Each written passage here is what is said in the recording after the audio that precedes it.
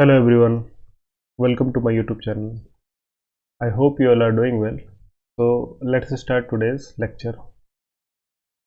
अभी तक हम लोग प्री रिफॉर्म पीरियड देख चुके हैं, ठीक है। फिर पोस्ट रिफॉर्म पीरियड भी देख लिए कि किस सेक्टर में क्या ग्रोथ हुआ, कितना उसका शेयर था एनडीपी में, ये सब हम लोग देख चुके हैं।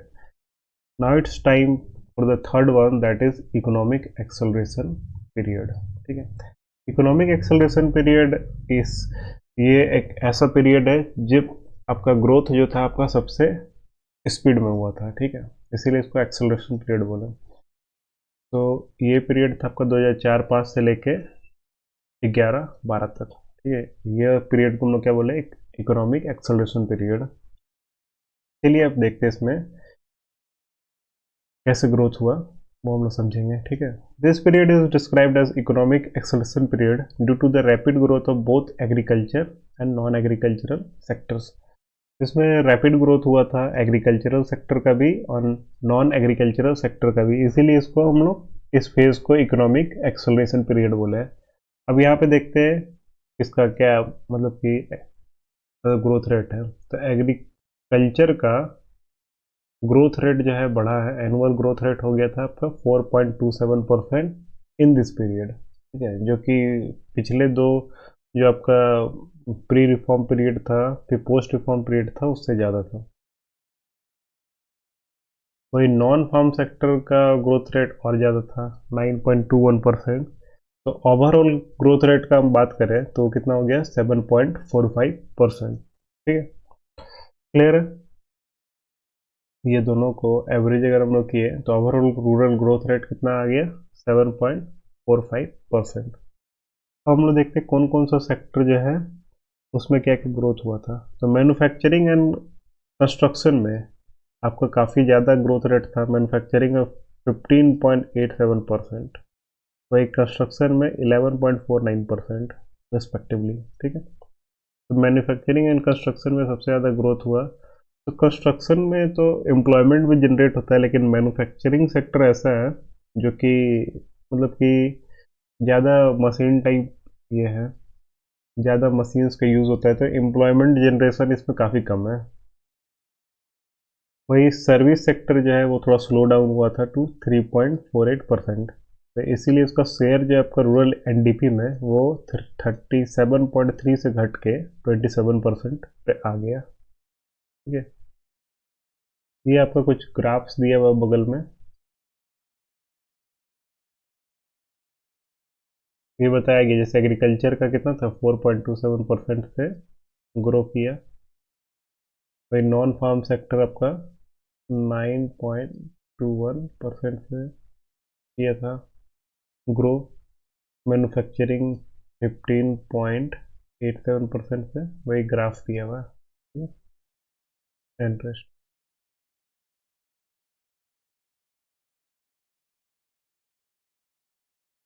क्योंकि इस पीरियड में आपका एग्रीकल्चरल प्राइस काफ़ी हाई था, इसीलिए एग्रीकल्चर का जो आपका शेयर था वो ऑलमोस्ट स्टेबल रहा during the economic acceleration period, that is 39.2% in the rural NDP. आगे देखते हैं employment trends and employment elasticity. अब हम लोग देखेंगे कि कौन सा सेक्टर में एम्प्लॉयमेंट ट्रेंड्स में क्या चेंजेस आया, एम्प्लॉयमेंट ग्रोथ रेट में क्या चेंज आया अलग अलग सेक्टर में, ये हम लोग देखेंगे। Rural employment growth declined from 2.16% in pre-reform period to 1.45% in the post-reform period। अब देखिए ग्रोथ तो सब सेक्टर में अच्छा खासा हम लोग को दिख रहा है, लेकिन एम्प्लॉयमेंट जनरेशन जो हो रहा है वो काफ़ी वो डिक्लाइन कर रहा है। पहले आपका 2.16% था प्री रिफॉर्म पीरियड में, वही आपका 1.45% हो गया पोस्ट रिफॉर्म पीरियड में। इकोनॉमिक एक्सेलरेशन पीरियड में तो आपका नेगेटिव में चल गया एम्प्लॉयमेंट, ठीक है। During the economic acceleration period employment growth turn negative -0.28%। इससे हम लोग क्या समझ में आता है कि जो पोस्ट रिफॉर्म पीरियड में जितना एम्प्लॉयमेंट जनरेट हुआ था, जितना पीपल अवेलेबल था, वो भी धीरे धीरे आपका उसमें ग्रोथ तो आया नहीं और नेगेटिव हो गया, मतलब उससे भी और आदमी को निकाल दिया गया, ठीक है। The divergence between output growth and employment growth indicates decline in employment elasticity in rural area. तो ये तुम लोग को समझ में आ रहा है, बहुत सेक्टर बहुत तेज़ी से ग्रो कर रहा है। जैसे आपका मैन्युफैक्चरिंग हो गया, कंस्ट्रक्शन हो गया। मैन्युफैक्चरिंग जो है काफ़ी एम्प्लॉयमेंट कम जनरेट करता है, जबकि इसका रूरल इकोनॉमी में शेयर अच्छा खासा है। ठीक है, अच्छा खासा ग्रोथ है, लेकिन एम्प्लॉयमेंट जनरेशन जो है वो काफ़ी कम है। तो मेन रीजन ये जो आपका डिक्लाइन जो था एम्प्लॉयमेंट इलास्टिसिटी का, वो क्या क्या था वो हम लोग देखते हैं। ठीक है, the inability of non farm sectors to absorb surplus labour released from agriculture. तो हम देखे थे हम लोग पिछला क्लास में कि एग्रीकल्चर जो है, एग्रीकल्चर का सबसे कम शेयर है, मतलब नियरली 39% शेयर था, लेकिन फिर भी वो जो है सबसे ज़्यादा एम्प्लॉयबिलिटी जनरेट कर रहा था, सबसे ज़्यादा एम्प्लॉयमेंट वही दे रहा था, एग्रीकल्चर सेक्टर। वही बाकी का जितना आपका ग्रोथ रेट था, जितना आउटपुट था, रूरल इकोनॉमी में शेयर था, उस हिसाब से एम्प्लॉयमेंट जनरेट नहीं किया। जैसे मैन्युफैक्चरिंग हो गया, सर्विसेज हो गया, ये सब का आउटपुट अच्छा खासा था, लेकिन उस हिसाब से एम्प्लॉयमेंट जनरेशन नहीं था। ठीक है, तो इसीलिए यहाँ पे ये लिखा गया, मेन रीज़न क्या था कि जो नॉन फार्म सेक्टर्स है, वही कंस्ट्रक्शन में तो अच्छा खासा एम्प्लॉयमेंट जनरेशन हो रहा था, लेकिन फिर भी अगर ओवरऑल बात करें तो नॉन फार्म सेक्टर जो है वो सरप्लस लेबर जो एग्रीकल्चर से रिलीज हुआ था उसको एब्जॉर्ब नहीं कर पाया। Increase mechanisation and capital intensive growth, मतलब ज़्यादातर जो है आपका मैन्युफैक्चरिंग में मशीन्स वगैरह यूज़ होता है, जिसके कारण उतना आपका एम्प्लॉयमेंट जो है वो जनरेट नहीं करता।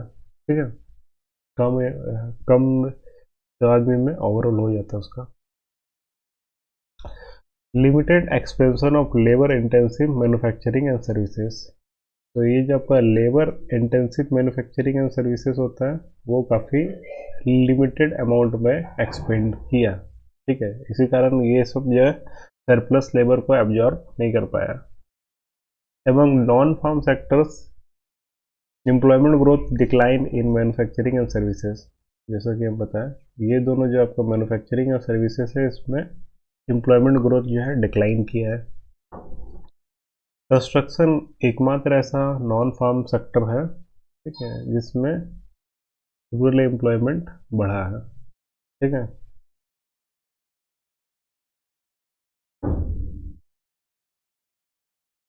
ये देखते हैं। अब कंक्लूजन का बात करेंगे, तो this the analysis clearly show that rural India has undergone substantial structural transformation characterized by a declining role of agriculture in both output and employment। तो ये पूरा कंक्लूजन का हम बात करेंगे हम लोग।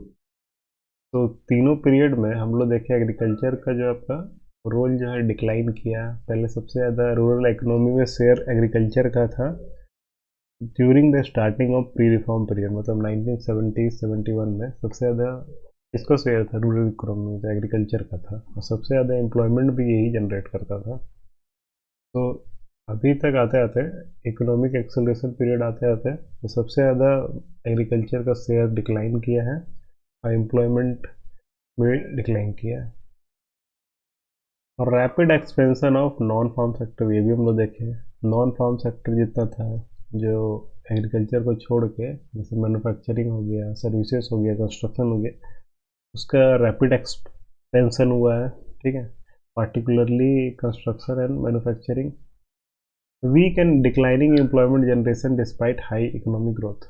हाई मतलब कि एम्प्लॉयमेंट जनरेशन जो है काफ़ी वीक रहा है, डिक्लाइन किया है, जबकि हाई इकोनॉमिक ग्रोथ रहा है। ठीक है, these trends raise serious concern regarding the capacity of rural economy to provide sustainable employment opportunities for a growing labor force and highlight the need of employment intensive rural development strategies. तो ये सब जो है आपका serious concern जो है पैदा कर रहा है कि डिस्पाइट इतना अच्छा ग्रो कर रहा है, ठीक है, रूरल इकोनॉमी में इतना सपोर्ट कर रहा है आपका नॉन फार्म सेक्टर्स, स्टिल जो है वो लोग जो है एम्प्लॉयमेंट जनरेट नहीं कर पा रहे हैं। ठीक है, ये सीरियस कंसर्न है। तो हम लोग वही कोशिश होना चाहिए फॉर रूरल डेवलपमेंट कि जितना लेबर इंटेंसिव, ठीक है, जितना लेबर इंटेंसिव मैन्युफैक्चरिंग या फिर कोई भी काम हो, ठीक है, ताकि जो आपका लेबर फोर्स जो ग्रो कर रहा है उसको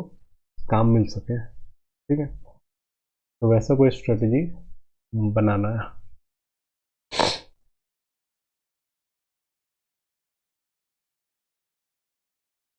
आगे हम लोग देखेंगे रूरल फिजिकल रिसोर्सेस।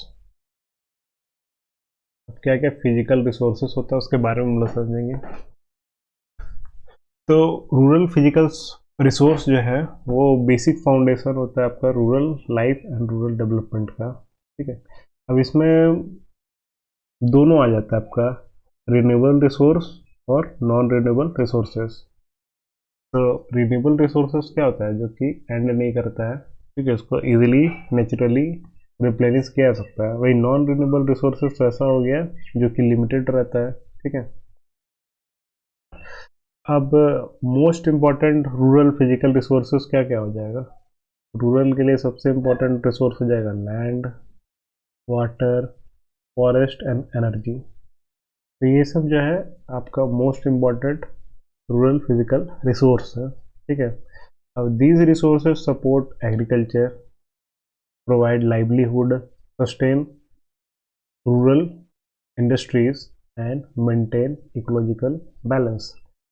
तो यही सब जो आपका रिसोर्स है वो सपोर्ट करता है, एग्रीकल्चर को भी सपोर्ट करता है, फिर आपको जॉब भी प्रोवाइड करता है, प्रोवाइड लाइवलीहुड, रूरल इंडस्ट्रीज़ को भी सस्टेन करता है, और इकोनॉमिकल इकोलॉजिकल बैलेंस को भी मेंटेन करता है। ठीक है, तो ये जो प्रॉपर मैनेजमेंट जो है ना, ये सब रिसोर्स का होना काफ़ी ज़रूरी है ताकि आपका सस्टेनेबल रूरल डेवलपमेंट हो।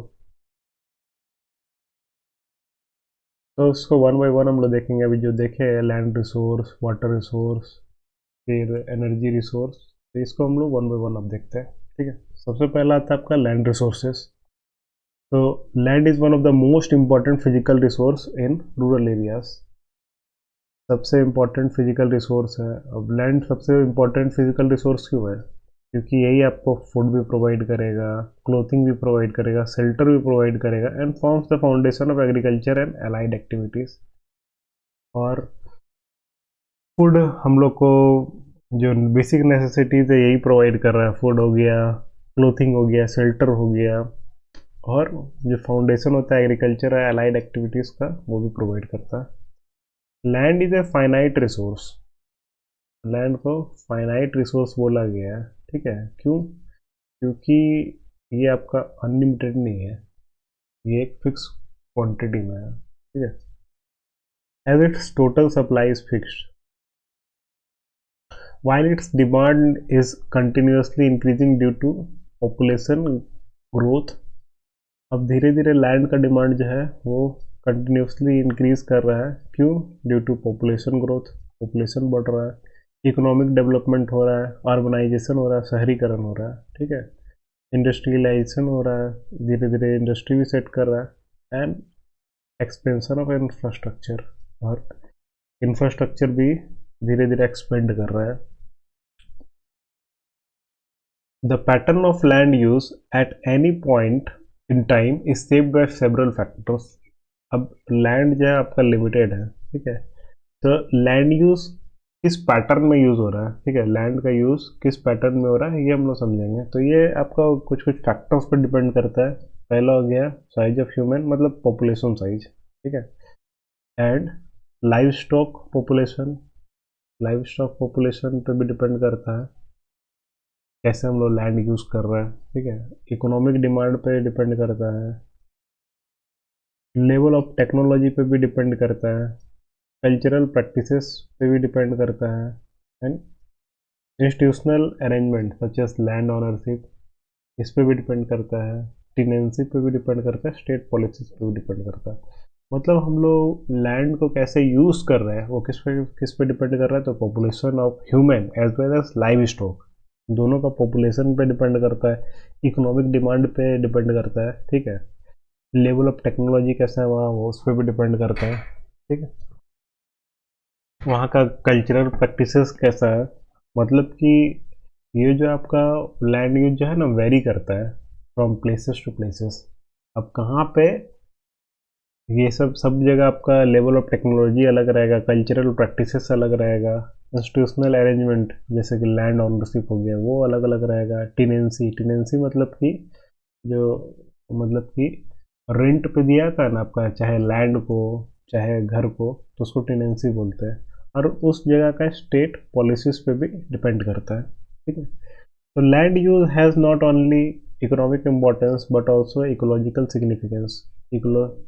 अब लैंड को हम लोग कैसे यूज़ कर रहे हैं, वो आपका खाली इकोनॉमिक इम्पोर्टेंस नहीं है कि उसको उससे हम लोग पैसे कमाएं, बट इकोलॉजिकल सिग्निफिकेंस भी उसका बहुत बड़ा है। अगर सही से हम लोग लैंड यूज़ नहीं करेंगे तो क्या होगा, it will lead to soil erosion, land degradation, loss of fertility and environmental imbalance. तो अगर सही से यूज़ नहीं किया जाए लैंड को, तो क्या होगा, सोइल इरोजन हो सकता है, लैंड डिग्रेडेशन हो सकता है, फर्टिलिटी, लॉस ऑफ फर्टिलिटी हो जाएगा, फिर इन्वायरमेंटल इम्बैलेंस हो सकता है। On the basis of use, land is broadly classified into agricultural and non-agricultural land. तो ये दो टाइप का आपका लैंड होता है on the basis of use, agricultural and non agricultural land.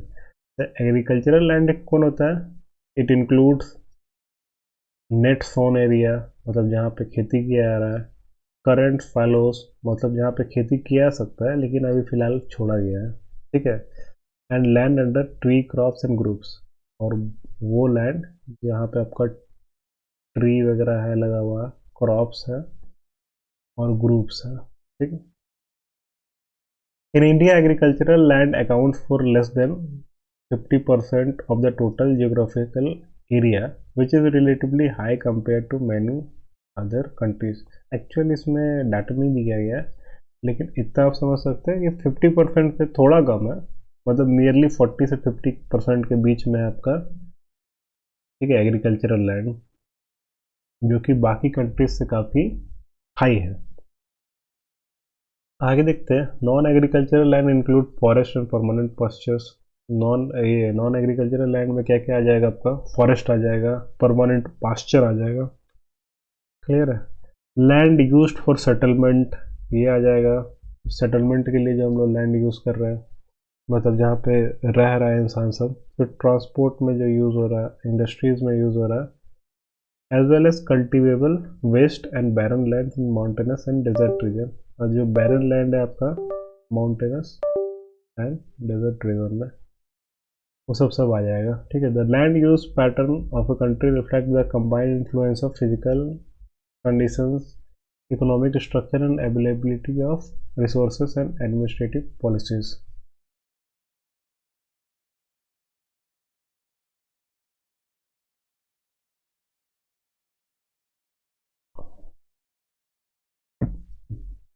The land use pattern of a country reflect the combined influence of physical condition। तो land use कोई country में कैसे हो रहा है, वो किससे इन्फ्लुएंस रहता है, तो वहाँ का फिजिकल कंडीशंस कैसा है, इकोनॉमिक स्ट्रक्चर पे भी डिपेंड करता है। ओहो, फिर अवेलेबिलिटी ऑफ रिसोर्सेज, वहाँ पे कौन कौन सा रिसोर्स अवेलेबल है। ठीक है, और वहाँ का पॉलिसीज क्या है, एडमिनिस्ट्रेटिव पॉलिसीज, इस पर डिपेंड करता है। ठीक है, and varies across region depending on their level of development. चलिए क्लियर है, तो ये हो गया आपका पूरा लैंड रिसोर्सेज। आगे हम लोग देखते हैं वाटर रिसोर्सेज, ये भी काफ़ी इंपॉर्टेंट है। वाटर रिसोर्सेज हम लोग देख लेते हैं। तो water is a vital physical resource in rural areas, particularly for agriculture, irrigation, power generation and domestic use। तो रूरल एरिया में हम लोग वाटर का क्या क्या यूज़ कर सकते हैं, तो एग्रीकल्चर में यूज़ करेंगे, इरिगेशन में, पावर जनरेशन में एंड डोमेस्टिक यूज़। ठीक है, India receives an average annual rainfall of about 1170 millimetre. तो ये आपका एवरेज एनुअल रेनफॉल है पूरा इंडिया का, ओवरऑल बताया जाए तो 1170 mm, providing nearly 4,000 cubic kilometers of water per year. 4,000 kilometre cube of water per year, ठीक है, और अराउंड 1720 क्यूबिक मीटर्स पर पर्सन एनुअली। तो अभी तक हम लोग क्या देखें कि एवरेज एनुअल रेनफॉल कितना है, 1170 mm, ठीक है। ये पूरा ऑल ओवर इंडिया का एवरेज एनुअल ये रेनफॉल है। नेक्स्ट हम लोग देखें कि 4,000 किलोमीटर क्यूब इतना वाटर जो है पर ईयर हम लोग को ऑल ओवर इंडिया में मिलता है, ठीक है। अगर एक पर्सन का बात करें, 1 पर्सन के कितना आपका रेनफॉल है, तो 1720 मीटर क्यूब, ठीक है। इतना आपका वो पर पर्सन और रेनफॉल है, ठीक है, एनुअली, दिस एनुअली।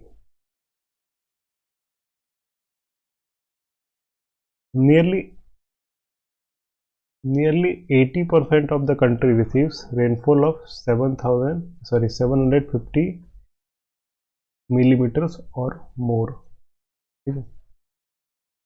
तो 80% जो आपका कंट्री है, 80% ऑफ कंट्री, नियरली बोला गया है, ठीक है, nearly 80% of the country receives rainfall of 750 mm और मोर। तो 80% में या तो 750 या उससे भी ज़्यादा आपका रेनफॉल होता है। Though its distribution varies widely across regions and seasons. हाँ, हालांकि इसका डिस्ट्रीब्यूशन जो आपका वेरी करता है। नॉर्थ ईस्ट में काफ़ी ज़्यादा रेनफॉल होता है, और वही इधर साइड में वेस्टर्न रीजन में थोड़ा कम रेनफॉल होता है, नॉर्दर्न में भी कम होता है। ये बार बार रेनफॉल की जगह हम रेनफोर्समेंट बोल दे रहे हैं, क्योंकि एक्चुअली अब सिविल के फैकल्टी है, रेनफोर्समेंट मतलब छड़ होता है, इसलिए। चलिए आगे देखते हैं।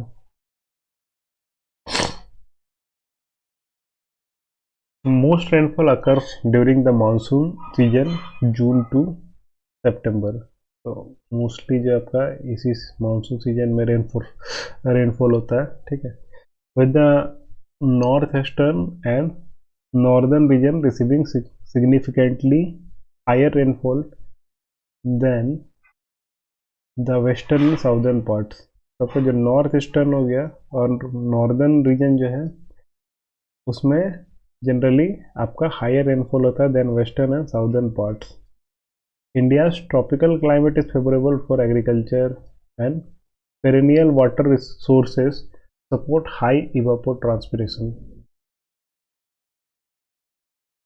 चलिए यहाँ तक हम लोग समझे कि जो ट्रॉपिकल क्लाइमेट है इंडिया का, वो एग्रीकल्चर के लिए फेवरेबल है, इसलिए हम लोग का देश को जो है एग्रीकल्चरल कंट्री बोला जाता है।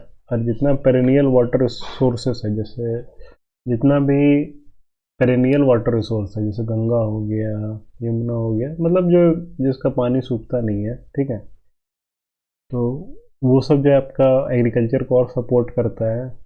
कल्टीवेटेड लैंड में जितना इवेपोट्रांसपिरेशन होता है, ठीक है, जो पत्ती से जो ट्रांसपिरेशन होता है, उसको भी सपोर्ट करता है। लेकिन फिर भी इतना वाटर अवेलेबल होने के बावजूद जो आपका डिस्ट्रीब्यूशन जो है वाटर का, वो ऐसा है कि बहुत सारे रीजन में स्कार्सिटी देखने को मिलता है, ठीक है। स्कार्सिटी मतलब वाटर उतना अवेलेबल नहीं रहता, highlighting the need of efficient water management and river interlinking. तो मतलब क्या है कि ऐसा हम लोग का टेम्पोरल डिस्ट्रीब्यूशन है, स्पेटियल डिस्ट्रीब्यूशन, कि कोई कोई रीजन में इंडिया के बहुत स्कार्सिटी देखने को मिलता है, ठीक है। नॉर्थ ईस्ट रीजन में सबसे ज़्यादा बारिश होता है, वहाँ पे भी स्कार्सिटी है ड्रिंकिंग वाटर का। तो इसका मतलब ये है कि हम लोग को एफिशिएंट वाटर मैनेजमेंट चाहिए, ठीक है, और रिवर इंटरलिंकिंग करके, ताकि स्कार्सिटी को हम लोग ओवरकम कर सकें, ठीक है। Water is an important source of hydroelectric power, contributing about 25% of the total electricity generation।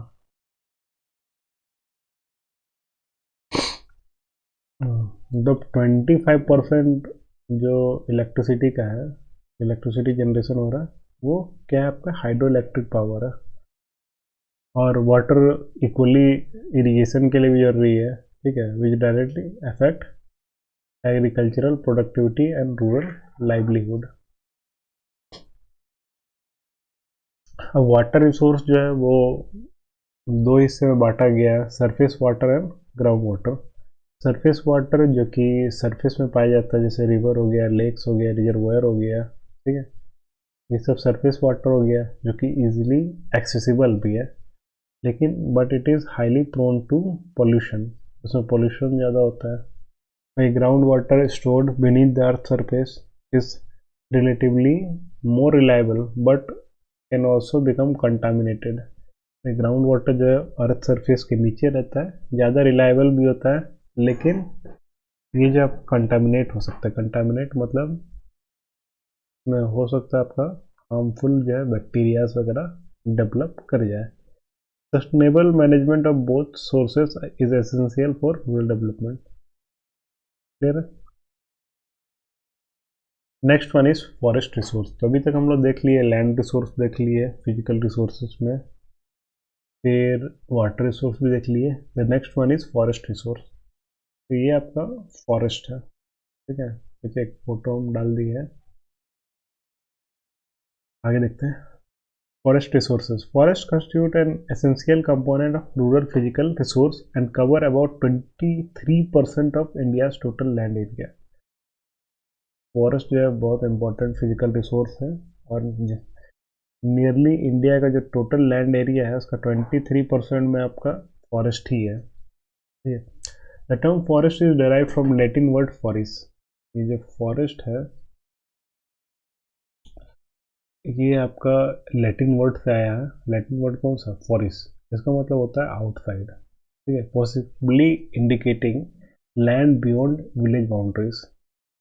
तो फॉरेस्ट का मतलब होता है आउटसाइड, तो मतलब विलेज बाउंड्रीज से जितना बाहर का लैंड होता है उसको उस समय आपका फॉरेस्ट फॉरेस्ट बुलाया जाता है, ठीक है। Forest are natural self sustaining ecosystem characterized by vertical structure dominated by trees which are large woody and generally single stem plant। तो उसमें बताया गया है, तो फॉरेस्ट नेचुरल होता है, सेल्फ सस्टेनिंग इकोसिस्टम होता है, जनरली डोमिनेट करता है ट्रीज से, ठीक है, वर्टिकल स्ट्रक्चर है ट्रीज। तो ट्रीज सबसे ज़्यादा फॉरेस्ट में आपको मिल जाएगा, जो कि काफ़ी लार्ज होता है, वुडी होता है, और जनरली सिंगल स्टेम्ड प्लांट होता है। सिंगल स्टेम्ड प्लांट मतलब एक स्टेम आपको देखने को मिलेगा।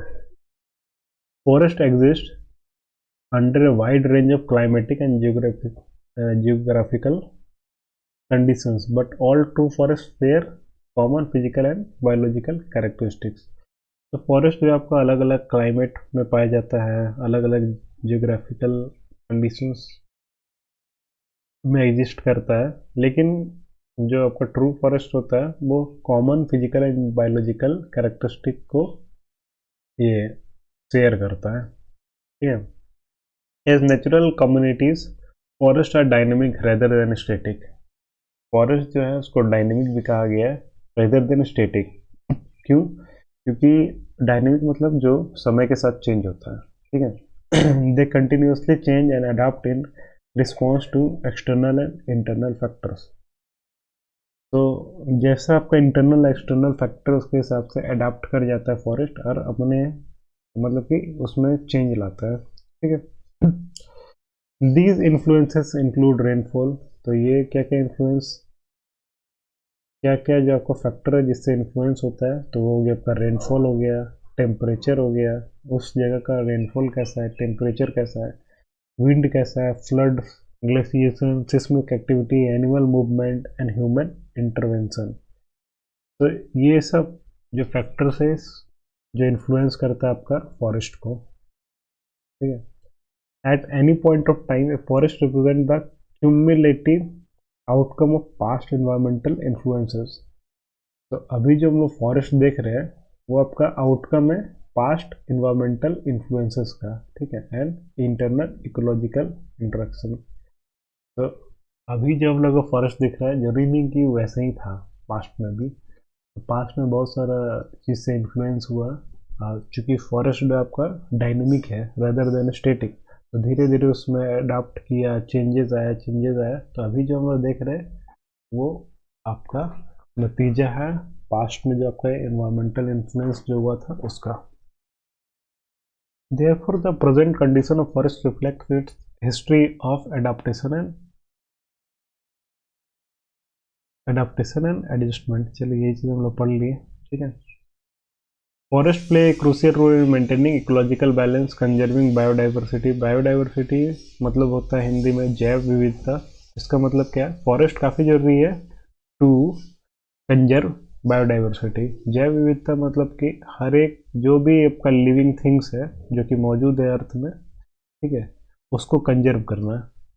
इन रेगुलेटिंग क्लाइमेट ऑल्सो, मतलब forest is very much necessary for to regulate the climate, protecting soil, soil को प्रोटेक्ट करना, वाटर रिसोर्स को प्रोटेक्ट करना, and supporting rural livelihood through fuelwood fodder and minor forest produce. Rural livelihood को भी support करता है through fuelwood fodder and minor forest produce. आगे हम लोग देखेंगे एनर्जी सोर्स रिसोर्सेस, ठीक है। Energy is a crucial resource for rural development, and energy demand in rural areas has been steadily increasing. Energy जो है आपका काफ़ी क्रूशियल रिसोर्स है for rural development. India is the fourth largest producer of electricity in the world. Fourth largest producer हो गया electricity का India, with energy consumption spread across domestic use.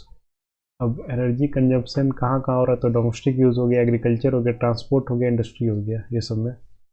Electricity का fourth largest producer है India in the world. The country's energy mix include both conventional and renewable sources with coal as the dominant source.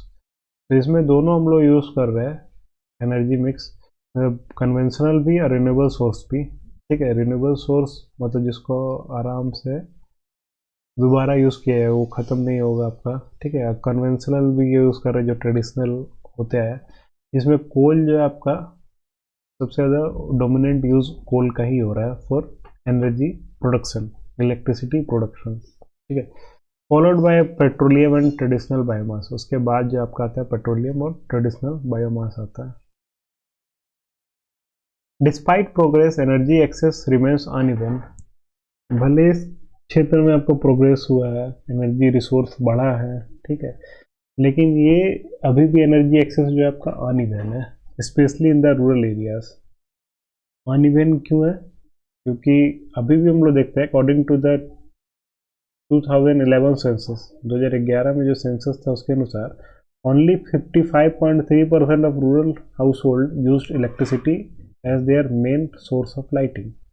तो मात्र जो उस समय, मतलब कि अभी तो 2026 चल रहा है, लेकिन जब का ये बुक है इग्नू का, तो 2011 में जब सेंसस हुआ था उसमें देखा गया था कि मात्र 55.3% जो है आपका रूरल हाउस होल्ड में इलेक्ट्रिसिटी यूज हो रहा है as the main source of lighting.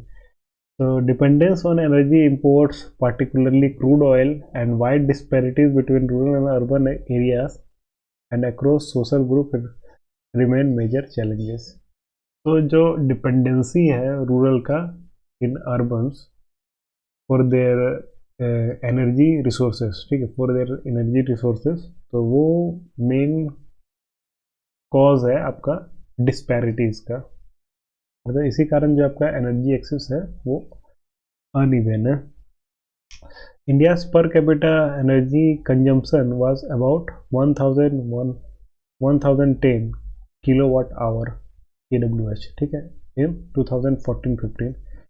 Per capita electricity मतलब एक आदमी इलेक्ट्रिसिटी कंजम्पशन कितना हो रहा है, तो वो करीब 1010 किलोवाट आवर है, 2014-15 का ये बता रहा है। और टोटल जो आपका इंस्टॉल्ड पावर कैपेसिटी है वो नियरली है 2,98,060 मेगावाट इन 2016।